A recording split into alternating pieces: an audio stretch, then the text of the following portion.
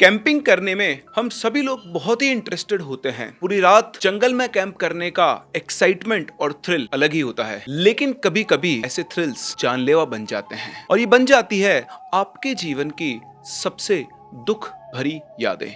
और कुछ ऐसा ही हुआ अनुराग और उसके दोस्त आकाश के साथ, जब वो जयपुर के पास जमवा रामगढ़ के जंगलों में गए कैंपिंग करने। लेकिन वहां उनका इंतजार जंगली जानवर नहीं बल्कि कोई और कर रहा था, या फिर ये कहूं कर रही थी। कौन थी वो, आइए जानते हैं इस रियल हॉरर इंसिडेंट में जो हमारे साथ शेयर किया है अनुराग ने।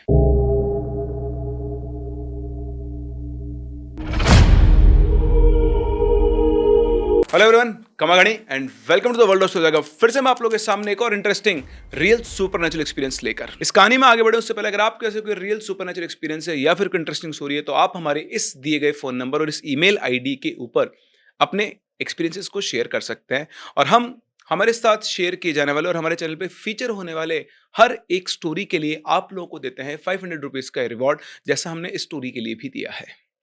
इसी के साथ साथ आप सभी लोग वीडियोस को देख रहे हैं, देखिए, शेयर कीजिए, लेकिन साथ साथ चैनल को सब्सक्राइब जरूर कीजिए और जितना जल्दी हो सकता है अपने सपोर्ट के थ्रू हमें भी मिलियन का वो जो लैंडमार्क होता है, वो जो माइलस्टोन होता है, वो क्रॉस करने में हमारी हेल्प करें। आपके प्यार और आपके सपोर्ट ने हमें यहाँ तक पहुंचाया और आई एम श्योर आगे भी आपका सपोर्ट हमारे साथ ऐसे ही बना रहेगा। चलिए बढ़ते हैं कहानी में आगे। बात है मई 2021 की, जब जयपुर के अंदर गर्मियां अपनी चरम सीमा पर होती हैं। अनुराग और आकाश दोनों ही बिहार से बिलोंग करते थे और दोनों ही बहुत करीबी दोस्त थे। दोनों के दोनों बीटेक के सेकेंड ईयर में थे। आकाश पढ़ाई में अच्छा था और हर चीज को वो साइंटिफिक नजरिए से ही देखा करता था, जबकि अनुराग उससे थोड़ा अलग था। वो कहानियां सुनता था, पुरानी किस्सों में, कहानियों में वो बहुत दिलचस्पियां रखता था, लेकिन हाँ, डरपोक वो बिल्कुल भी नहीं था। भैया सेमेस्टर एग्जाम खत्म हो चुके थे, गर्मी की छुट्टियां पड़ गई थी और कॉलेज के हॉस्टल लगभग खाली हो चुके थे क्योंकि मैक्सिमम स्टूडेंट्स अपने अपने घर चले गए थे। अब जब सब लोग चले गए और इन लोगों की जो ट्रेन थी वो करीबन 1-2 दिन के बाद की थी, तो दोनों दोस्त हॉस्टल में अकेले बैठे हुए थे और बैठे बैठे उन्होंने सोचा कि यार घर जाने से पहले ना कुछ अलग करते हैं, कुछ एडवेंचरस, कुछ तूफानी करते हैं। तो इन दोनों ही दोस्तों को कैंपिंग का शौक था और पहले भी उन्होंने अपने स्कूल्स में, अपने घर के आसपास कैंपिंग की हुई थी, लेकिन अलग अलग। साथ में इन दोनों ने कभी भी कैंपिंग नहीं की थी। तो दोनों दोस्तों ने मिलकर डिसाइड किया कि यार पास ही में जो अपना जंगल है कॉलेज के, करीबन 10-12 किलोमीटर दूर है वहां से, वहां चलते हैं और वहां चल के अपन रात में कैंपिंग करेंगे, वहीं पार्टी वगैरह करेंगे और सुबह लौट कर आएंगे। रात भर जंगल में रुकेंगे, मजा आ जाएगा। अब वैसे मैं आपको बता दूं, जयपुर के इन जंगलों में पैंथर रहते हैं, है ना, पैंथर है और भी जंगली जानवर रहते हैं, बट एज सच कोई इतना खतरनाक इनको डर नहीं था। तो प्लान इनका सेट हो गया कि बढ़िया घना जंगल है, आसपास में लोग भी नहीं है ज्यादा, तो बड़े शांति का माहौल रहेगा।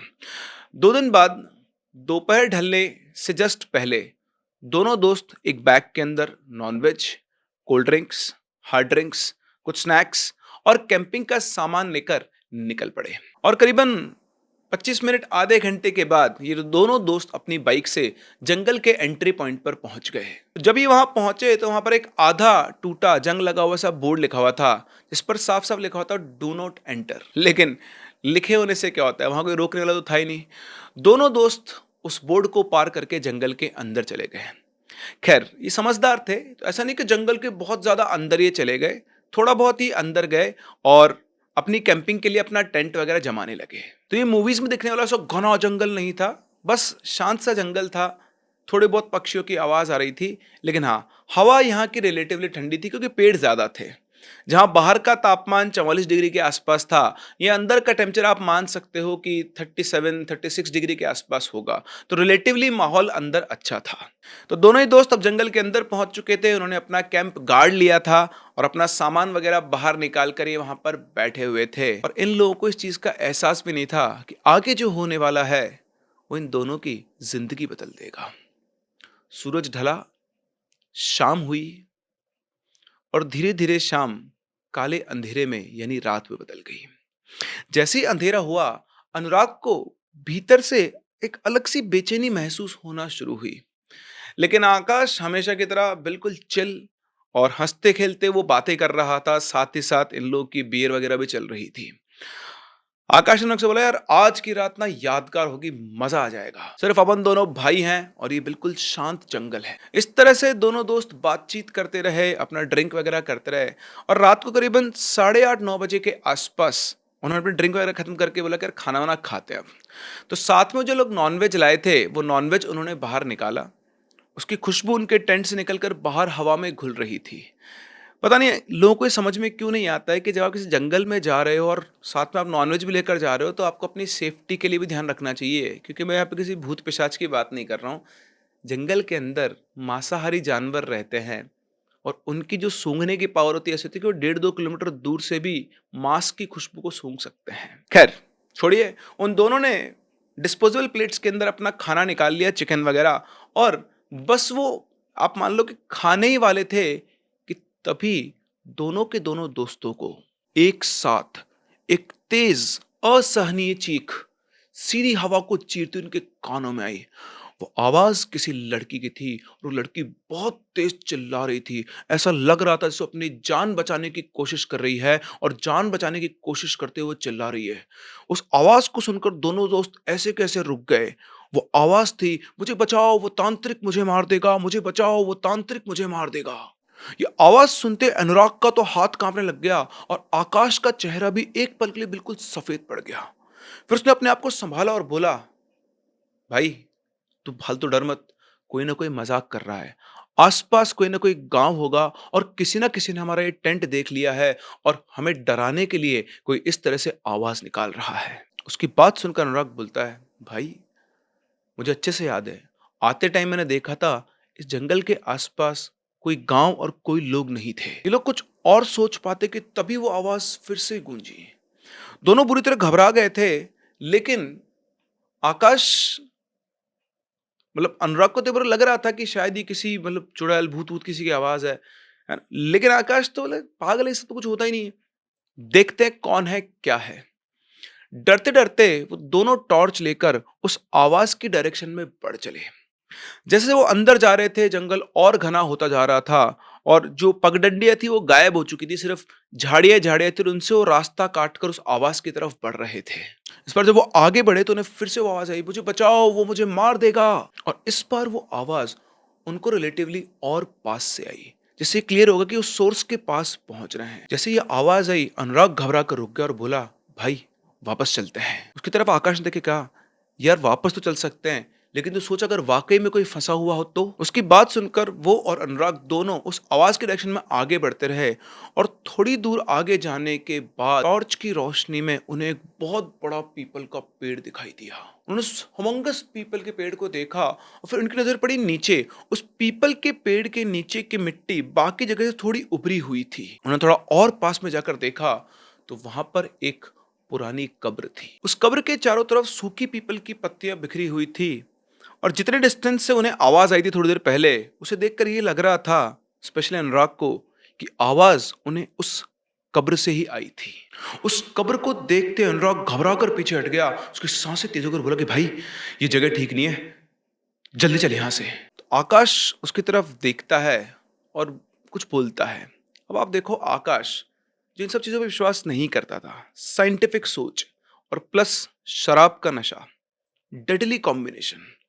आकाश अनुराग से बोलता है कि तू पागल हो गया है, ये तो आवाज आ रही है ना, ये हमारा वहम है और वैसे भी डर का माहौल है तो इस कब्र को देखकर हमको ऐसा लग रहा है। ये सब बोलकर वो सीधा उस कब्र के आसपास पहुंचा, अपने कान मान लगाए कि अंदर से कोई आवाज आ रही है क्या। उस कब्र के पास पहुंचने के बाद से उनको कोई आवाज सुनाई नहीं दी थी।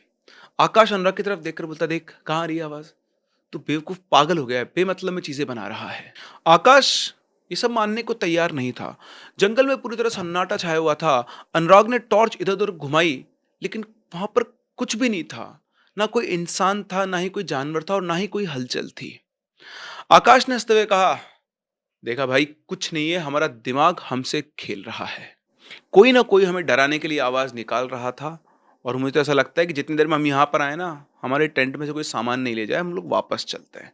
आकाश अनुराग ने बोला, हाँ भाई जल्दी चल जल्दी चल। बोला, रुक जा यार, इतनी दूर दौड़ते हुए बहुत तेज टॉयलेट आ रहा है। और फिर उसके बाद उसने उस कब्र से करीबन 20 मीटर दूर जाके झाड़ियों में टॉयलेट किया।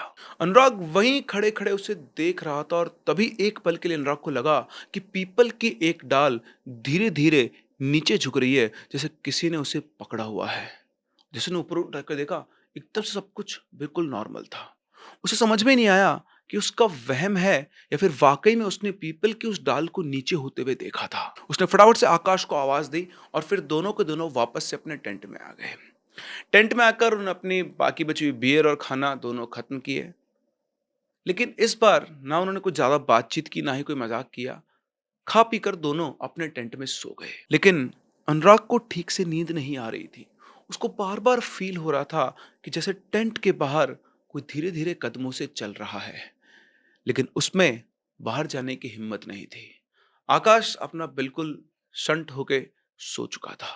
अगले दिन सूरज निकलते ही दोनों ने जल्दी जल्दी अपना सामान समेटा और अपनी मोटरसाइकिल स्टार्ट करके वहां से निकल पड़े।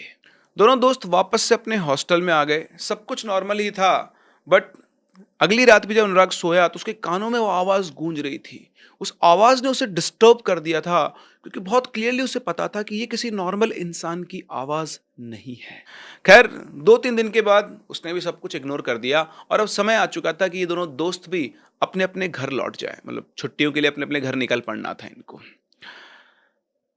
जाते वक्त, मतलब जब ये निकलने वाले थे, तो अनुराग ने एक बात नोट की कि आकाश इन 2-3 दिनों में थोड़ा बहुत चेंज हो गया था। वो पहले की तरह खुलकर हंस नहीं रहा था।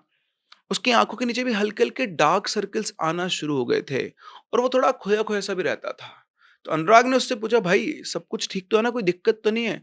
तो आकाश ने कहा कि हाँ यार, सब ठीक है, बस 2 दिन से ठीक से नींद नहीं आई है। बोला, अच्छा ठीक है, चल कोई नहीं। और फिर दोनों दोस्त अपने घर के लिए निकल पड़े।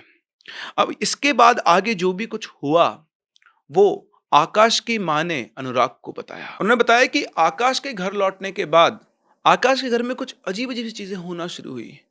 रात के करीबन 2 बजे के आसपास की बात है, जब आकाश घर लौटा था, तो उन्हें उनके कमरे से बाहर धीमी धीमी किसी लड़की की सिसकियों की आवाज आई। वो आवाज भी थोड़ी अजीब सी थी, तो पहले तो उन्हें लगा कि शायद कोई बिल्ली वगैरह होगी, पर फिर जब आवाज साफ हुई तो वो आवाज किसी लड़की के रोने की थी।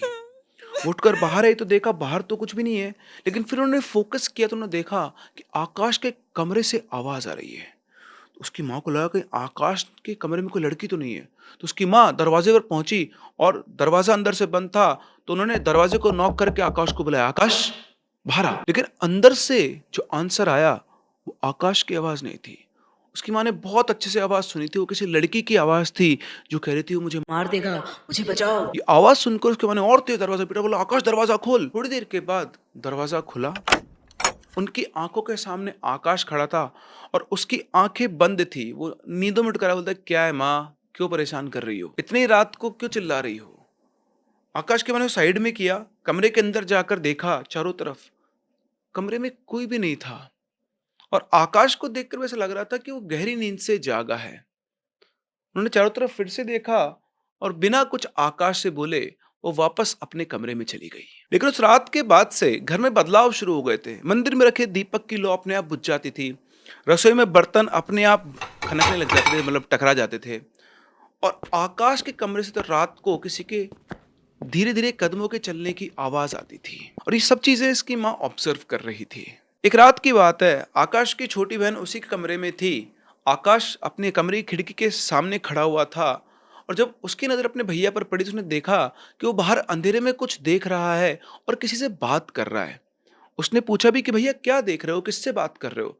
लेकिन आकाश ने कोई जवाब नहीं दिया। जब कोई जवाब नहीं आया तो उसकी बहन ने जाकर खिड़की के पास जाकर उसने देखा, तो देखा कि आकाश तो आंखें बंद करके खड़ा था, और ऐसा लग रहा था जैसे वो खड़े खड़े सो रहा है। दैट मीन्स कि वो नींद में चल रहा था। इसी के साथ साथ उसके बिहेवियर में चेंज आने लग गया था। वो चिड़चिड़ा हो गया था, कभी भी अचानक गुस्सा हो जाता, चुपचाप बैठा रहता, और कभी कभी तो उसकी आवाज ऐसी होती है उसकी आवाज मिक्स हो गई, उसकी आवाज में कोई और बोल रहा हो। ये सब कुछ देखकर आकाश की मम्मी को समझ में आ गया कि इसके साथ कुछ प्रॉब्लम तो है, और जो प्रॉब्लम है ये कोई मेंटल प्रॉब्लम नहीं है। वो आकाश के पास गए, उन्होंने आकाश से पूछा कि क्या हुआ है तुमको? तुम कुछ कहीं गए थे या कुछ गलत हुआ तुम्हारे साथ? तो आकाश ने कहा कि नहीं मम्मी, कुछ भी नहीं हुआ, सब कुछ ठीक है। उन्होंने लगा यार, ये भी कह रहा है कुछ नहीं हुआ, चक्कर क्या है? और जब उन्हें कोई सेटिस्फैक्टरी आंसर नहीं मिला, तो अगले दिन आकाश की माँ, उनके एक जानकार पंडित जी थे, उनको वो घर पर बुला लाई और उनको सारी बात बताई जब से आकाश के अंदर उन्होंने चेंजेस ऑब्जर्व करना शुरू किए। वो पंडित जी घर के अंदर उनको पहले बताया, उन्होंने वहां जाकर फिर पंडित जी को साथ में लेकर आई। तो पंडित जी ने जैसे ही घर के अंदर आए, उन्होंने इनकी मम्मी से बहुत ही दबी हुई आवाज में कहा, आपके घर में कुछ अशांति सी है, कुछ प्रॉब्लम है? उसकी मम्मी ने कहा कि जब भी तो मैं आपको लेकर आई हूँ। तो उन्होंने कहा, आप आकाश को बुलाओ। तो आकाश आया, पंडित जी को सामने वो बैठा हुआ था चेयर के ऊपर। तो जब पंडित जी के सामने आकाश आया, थोड़ी देर तो उन्होंने उसको घूरा और उसके बाद उसके ऊपर उन्होंने एक अभिमंत्रित जल छिड़का। जल छिड़कने से मतलब थोड़ी 2-5-10 सेकंड तक तो कुछ भी नहीं हुआ, लेकिन अचानक से आकाश का शरीर बहुत तेज-तेज काँपने लगा। उसकी उँगलियाँ मुड़ गई, आँखें उसकी उलटने लगी और फिर उसके मुँह से एक लड़की की आवाज़ निकली, "मुझे मत छुओ।" उसे देखकर उसकी माँ तो घबरा गई, लेकिन पंडित जी ने उससे गंभीर आवाज़ में पूछा, "कौन हो तुम?" आकाश का शरीर एकदम से झटका खाकर उठ गया और वो एक वाइब्रेट सी होती हुई लड़की के पास बोला, नहीं बताऊंगी, मैं इसे अपने साथ ले जाऊंगी और जो बीच में आएगा सबको मार डालूंगी। उसकी आवाज सुनकर आकाश की माँ इधर पास में खड़े होकर बुरी तरह घबरा रही थी और ये होते ही पंडित जी ने मंत्र पढ़ना शुरू किया और फिर उन्होंने दोबारा पूछा, तुम्हारा नाम क्या है? कुछ सेकंड तक तो आकाश बिल्कुल शांत रहा और फिर धीरे से आवाज आई, रूपा। पंडित जी ने फिर से मंत्र पढ़े, अभिमंत्रित जल को अपने हाथ में लिया, मंत्र पढ़े और फिर से उसे आकाश के ऊपर छिड़का और फिर दोबारा से सवाल पूछा, तुम यहाँ क्या कर रही हो? कहाँ से आई हो? किसने भेजा है तुम्हें? उधर आकाश के अंदर से रूपा की आत्मा ने उत्तर दिया, मैं नहीं आई, ये मुझे लेके आया है। ये जंगल में गया था और पीपल के पेड़ के नीचे जहां मैं दफन हुई थी, वहां पेशाब करके आया था। इसीलिए मैं इसके साथ आ गई हूं और अब इसे अपने साथ ही लेकर जाऊंगी। और वैसे भी ये कमलेश की तरह दिखता है, तो इसको छोड़ने का तो सवाल ही नहीं होता। उसकी बात सुनकर पंडित जी ने फिर से पूछा, कमलेश कौन है? उनके सवाल का जवाब देने के लिए रूपा ने अपने बारे में बताना शुरू किया। उसने बताया कि आज से करीबन 25 साल पहले उसी जंगल के पास एक छोटा सा गांव था। उस टाइम पर रूपा की उम्र करीबन 16 साल के आसपास की थी और उसके पिता खेतों में काम करते थे, माँ उसके घर संभालती थी। गांव में बाल विवाह होना आम बात थी, तो रूपा की शादी तय कर दी गई थी कमलेश नाम के एक 19 साल के लड़के से। कमलेश अपने माता पिता से अलग खेत के पास उसने घर बना रखा था, वहां रहता था और वो भी खेती किया करता था। दोनों की शादी हुई, रूपा विदा होकर कमलेश के घर चली गई। रूपा को लगा था कि अब उसकी एक नई जिंदगी शुरू होगी, अपना पति, अपना घर, अपना एक जीवन। शादी के पहले कुछ दिन तो बिल्कुल नॉर्मल रहे, लेकिन कमलेश बहुत कम बोलता था, शांत रहता था, बस अपने काम से काम रखता था। लेकिन हाँ, कमलेश की एक आदत थी कि रात में वो बहुत जल्दी सो जाता था, करीबन 7:30-8 बजे के आसपास वो सो जाया करता था। खैर, रूपा को लगा कि हाँ, होता है, कई लोग सोते हैं। लेकिन शादी के करीबन तीसरे हफ्ते के बाद अचानक रूपा की आंख खुली आधी रात को। उसने अपने आसपास देखा तो वहां पर कमलेश नहीं था। पहले उसने सोचा कि शायद वो बाहर गया होगा, क्योंकि उनके घर का जो कमरे का जो दरवाजा था वो आधा खुला हुआ था। वो धीरे से उठी और उसने बाहर खिड़की की तरफ झांका तो उसने देखा कि कमलेश जंगल से घर की तरफ लौट रहा था और उसके हाथ में एक थैला जैसा था। उसके कपड़े भी नॉर्मल कपड़े से थोड़े अजीब थे, जैसे कोई पंडित वगैरह पहनते हैं। तब तो रूपा ने कुछ भी नहीं बोला, वो चुपचाप आकर सो गई। और अगले दिन सुबह उठने के बाद रूपा ने कमलेश से पूछा कि तुम रात को कहाँ गए थे? कमलेश ने उसकी तरफ देखा और कहा कि कुछ नहीं, बस ऐसे ही बाहर गया था। और इतना कहकर वो चला गया। रूपा को थोड़ा अजीब लगा, लेकिन उस दिन के बाद से रूपा ने हर 2-3 दिन छोड़कर कई रातों तक वही देखा। आधी रात को कमलेश चुपचाप अपने घर से निकल जाता। ये सब देखकर रूपा के मन में डर और जिज्ञासा, क्यूरियोसिटी दोनों बढ़ने लगे कि आखिर इतनी रात में कमलेश जाता कहाँ है। और फिर उसने तय किया कि इस बार जब कमलेश अपने घर से निकलेगा तो वो उसका पीछा करेगी, क्योंकि अब उसे सच जानना होगा। और उस रात उसने सोने का नाटक किया। कमलेश हमेशा की तरह आधी रात को उठा और बिना रूपा पे ध्यान दिए वो चला गया। जैसे ही वो निकला, रूपा भी उठी और रूपा ने उसका चुपचाप पीछा किया। जंगल के अंदर जाने के बाद वहां पर एक बहुत बड़ा पीपल का पेड़ था। उसने देखा कि कमलेश वहां उस पीपल के पेड़ के सामने उसने एक गोल चक्र बना दिया है और चक्र के अंदर वो कुछ सामान रखकर बैठा हुआ है। झाड़ियों के पीछे से छुपकर वो ये सब कुछ देख रही थी। फिर वो चारों तरफ दीपक जलाए और बीच में काला धागा, लाल कपड़ा और कुछ हड्डियां रखी और उसके बाद वो मंत्र पढ़ने लगा। ये सब देखकर रूपा का दिल तेज धड़कने लगा। और फिर थोड़ी देर उसने देखा कि कमलेश ने मिट्टी खोदकर कुछ बाहर निकाला है और जो चीज उसने बाहर निकाली वो एक इंसान की खोपड़ी थी। ये सब देखकर एक बार रूपा के मुंह से हल्की सी चीख निकली, लेकिन उस चीख की आवाज इतनी थी कि वो कमलेश तक पहुंच गई। उसी समय कमलेश का मंत्र रुक गया और उसने इधर उधर देखा और फिर उसने पीछे मुड़कर देखा तो उसे रूपा दिखाई दी और उसको देखकर वो मुस्कुराया। उस वक्त रूपा ने जब कमलेश को देखा तो वो काफी डर गई थी। वो भागना चाहती थी, लेकिन उसके पैर जैसे जम गए थे। कमलेश धीरे धीरे उसके पास आया। उसने रूपा से कुछ भी नहीं कहा। एक्चुअली कमलेश कई महीनों से एक तांत्रिक साधना कर रहा था, एक तामसिक साधना, और उसकी पूर्ण सिद्धि के लिए उसे एक बलि देनी थी। लेकिन उस रात उसने रूपा को कुछ भी नहीं किया। उसने रूपा को घर ले जाकर समझाया कि तुमने जो भी कुछ देखा वो एक पूजा थी और डरने की बात नहीं है। रूपा डरी हुई तो थी, पर वो चुप रही कि वो किसी से कहेगी भी क्या। कुछ दिनों के बाद अमावस की रात आई। कमलेश ने रूपा से कहा कि सुनो, आज जंगल में देवी की विशेष पूजा है और मेरे साथ मेरी पत्नी का, मेरी भार्या का होना बहुत जरूरी है। तुम मेरे साथ चलो। अपने पति की बात मानकर उसको लगा कि ठीक है यार, होते हैं तांत्रिक, उसे क्या, अच्छी बात है। उसका पति जो है वो कुछ बढ़िया वो करेगा आगे जाकर, और शायद आज उसको मेरी जरूरत है तो मैं जाऊंगी साथ में। तो रूपा बेचारी अनजान थी कि उसके साथ क्या होने वाला है और वो अपने पति के साथ चल पड़ी। पीपल के पेड़ के नीचे कमलेश ने सब कुछ पहले से तैयार कर रखा था।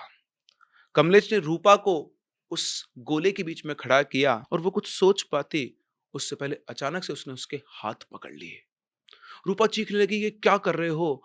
पर कमलेश की आंखें पागलपन से भरी थी। उसे तो सिर्फ अपनी वो तामसिक शक्ति चाहिए थी और उसने कहा कि मुझे अपनी शक्ति चाहिए और तुम मेरी शक्ति बनोगे। फिर उसने चाकू निकाला और उसी चाकू से उसने रूपा का गला रेत दिया। रूपा ने उसे छूटने की कोशिश की, पर अपने पति के सामने वो कमजोर थी और वहीं पर कमलेश ने उसकी बलि दे दी और अपनी क्रिया पूरी करने के बाद उसके शरीर को वहीं उस पीपल के नीचे जमीन खोदकर काट दिया। लेकिन शायद रूपा की बलि देने के बाद भी कमलेश की साधना पूरी नहीं हुई थी और घर पहुंचने के बाद उसने अपनी जीवन लीला समाप्त कर ली, फांसी लगा के।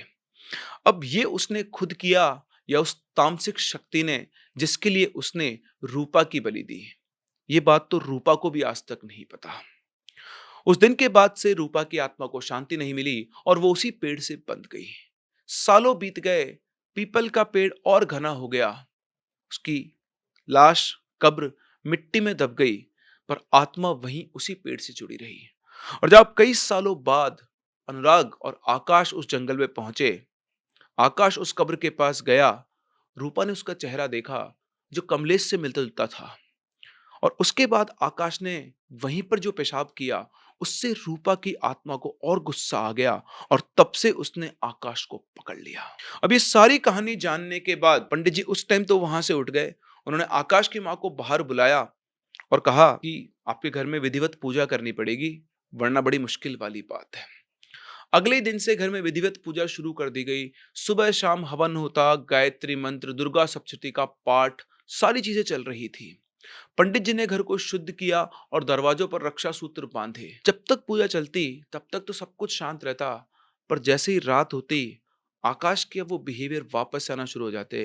उसका शरीर कांपने लगता, उसकी आंखें लाल हो जाती और वो जोर जोर से लड़की की आवाज में रोने लगता। अब तक तो सब कुछ छुपा हुआ था, लेकिन जब उजागर हो गया तो रूपा की आत्मा आकाश के शरीर को दुख पहुंचाना शुरू कर चुकी थी। और इन सबको देखकर आकाश की माँ और उसके पिता बैठे बैठे रोते रहते थे। उनको लग रहा था कि पंडित जी जो कर रहे हैं उससे उनका बेटा धीरे धीरे ठीक हो जाएगा। जब इन सब चीज़ों को कुछ नहीं हुआ, तो पंडित जी ने विशिष्ट तांत्रिक अनुष्ठान की तैयारी की और विशेष मंत्रों से सिद्ध किया गया ताबीज़ बनाया। आकाश के गले में वो ताबीज़ बाँधा गया और उस ताबीज़ को बाँधने के बाद कुछ देर तक तो वो शांत रहा और फिर अचानक वो ज़ोर से तड़प उठा और ताबीज़ आप मान लो अपने आप टूटकर ज़मीन पर गिर गया। ये देखकर पंडित जी भी घबरा गए और उनके चेहरे पर वो असमर्थता, वो मजबूरी साफ-साफ झलक रही थी कि उनके सारे उपाय करने के बाद भी वो आकाश को इस आत्मा के चंगुल से छुड़वा नहीं पा रहे हैं। इसके बाद दिन बीतने लगे, आकाश ने अब खाना खाना भी छोड़ दिया था, उसका शरीर लगातार कमज़ोर हो रहा था और अब परिवार ने तय किया कि आकाश को अस्पताल ले जाना ही होगा। आधी रात को उसे पास के ही बड़े अस्पताल में भर्ती कराया गया। डॉक्टर ने भी सारी जांच की, सारे टेस्ट करवाए, लेकिन जैसा हमेशा होता है, सब कुछ बिल्कुल नॉर्मल। डॉक्टर खुद हैरान थे कि आखिर उसको हुआ क्या है? किसी भी टेस्ट से कुछ भी पता नहीं चल पा रहा है। लेकिन उसकी हालत इतनी बिगड़ गई थी कि उसको आईसीयू में भर्ती करवाया गया। वो 2-3 दिन लगातार आईसीयू में रहा, लेकिन फिर भी उसकी हालत में कोई सुधार नहीं था। एक दिन पंडित जी भी इनसे मिलने अस्पताल में आए। उन्होंने दूर से ही आकाश को देखा और फिर अपने साथ लाया हुआ एक उनको 2 ताबीज़ दी। उन्होंने कहा कि एक ताबीज़ आप आकाश को पहना दो और दूसरा ताबीज़ का जो दोस्त था उसको भेज दो। वो भी खतरे में है, पर अभी इसको ही पहनाना बहुत ज़रूरी है और इसीलिए मैं ये स्पेशली मतलब बना के लेकर आया हूँ। हो सकता है इनसे कुछ फ़ायदा हो जाए। घरवालों ने कहा ये भी ट्राई करते हैं। उन्होंने आकाश को ताबीज़ भी पहना दिया और अनुराग को ये ताबीज़ उसकी मम्मी खुद देने आई थी जब उन्होंने सब कुछ उसको बताया था। लेकिन वो ताबीज़ पहनने के बाद भी कुछ नहीं हुआ। आकाश की हालत और बिगड़ती गई और 2 दिन बाद सुबह-सुबह ही उसी आईसीयू में आकाश ने आखिरी सांस ली। आकाश के जाने के बाद पूरे घर में कोहराम मच गया। उसके अंतिम संस्कार क्रियाक्रम वगैरह सब किए गए। अनुराग भी वहाँ पर गया ही था। जब सब कुछ हो गया, कुछ दिन बीत गए, तब अनुराग वापस इनके घर पहुँचा था, इनकी मदर से मिला था, तब उन्होंने सब कुछ बताया था। और कुछ इस तरह से अनुराग ने अपने बेस्ट फ्रेंड को खो दिया। अनुराग का ये मानना है कि आकाश के साथ जो भी कुछ हुआ, वो इतना सडन, इतना फास्ट हुआ कि इस चीज़ के अलावा इसका और कोई रीज़न हो ही नहीं सकता है। वो आज भी इस चीज़ को ब्लेम करते हैं कि आखिर क्यों वो वहाँ कैंपिंग करने गए और गए भी तो उस आवाज़ को सुनकर उन्होंने उसको क्यों फ़ॉलो नहीं किया? क्यों आकाश उनकी उसकी बात नहीं मानता था? खैर आकाश का सोचना अपनी जगह सही था कि शायद कोई लड़की मुसीबत में है, लेकिन ऐसे घने जंगल में, ऐसे आधी रात को कोई लड़की जंगल में क्या करेगी? मेरे हिसाब से जो आकाश अनुराग ने किया वो भी सही था। आकाश को सोचना था कि रात में कोई पता नहीं कोई लड़की को उठा के लेकर आया, उससे ज़बरदस्ती करने की कोशिश कर रहा हो या कोई तांत्रिक कुछ करना चाह रहा हो, क्योंकि ऐसा होता है। इस तरह की क्रियाओं के लोग सुनसान जगह ढूँढते हैं और वो उसी को इन्वेस्टिगेट करने गया था। लेकिन उसने एक बहुत बड़ी गलती की, उस कब्र के पास में ही टॉयलेट करने की। ख़ैर, वैसे आपको क्या लगता है? क्या आपके सामने सिनेरियो जब हो कि आप कहीं गए हो जंगल वगैरह में कैंपिंग करने और वहाँ एकदम से आपको किसी लड़की की चिल्लाने की आवाज़ आए, आप उसे ढूँढने चाहेंगे या फिर नहीं? अपने व्यूज़ हमें कमेंट सेक्शन में ज़रूर बताएँ। हम लोग मिलते हैं अपनी अगली कहानी में, तब तक के लिए keep loving and keep listening.